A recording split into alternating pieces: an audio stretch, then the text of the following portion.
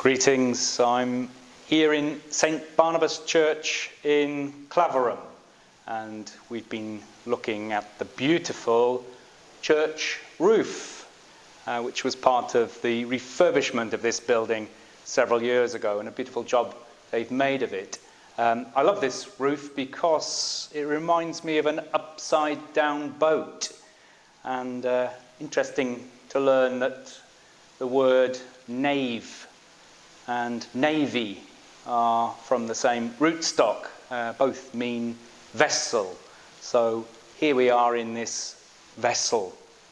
St. Barnabas is the church on the edge of the village, and on the edge of that reclaimed land from the sea from so many years ago. The storyteller in me loves that image of the upside-down boat, a boat that somehow grounded itself here, coming in from the sea and bringing the gospel with it. And when the sea retreated, it stayed, and the villagers turned it upside down, and now it's a shelter for a worshipping community. Fanciful, I know, but the storyteller in me really loves that image.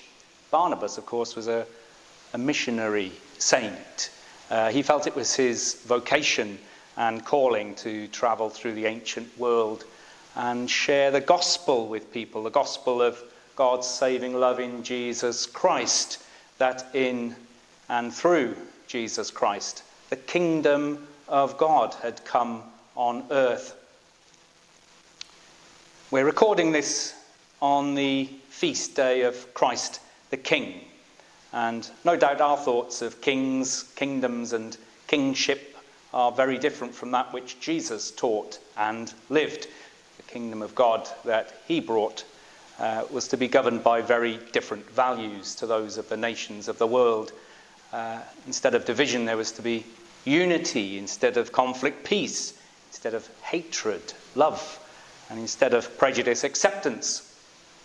A kingdom then without walls, without borders, without barriers. A kingdom of the heart, and in that sense, a hidden kingdom. R.S. Thomas, the great Welsh priest and poet, puts it like this in his poem, The Kingdom. It's a long way off, but inside it there are quite different things going on. Festivals at which the poor man is king and the consumptive is healed. Mirrors in which the blind look at themselves and love looks at them back. And industry is for mending the bent bones and the mind fractured by life. It's a long way off, but to get there takes no time, and admission is free if you will purge yourself of desire and present yourself with your need only and the simple offering of your faith, green as a leaf.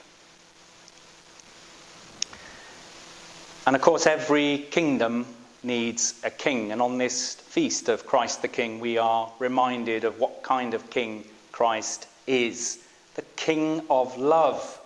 When we look at the life of Jesus, who is the Christ the King, we see the kingdom as expressed in this anonymous poem. They sometimes say that Jesus was a king, and yet he had no throne or golden crown, no royal robes or jeweled ring. He had no army to enforce his law. His wealth was not in palaces or lands.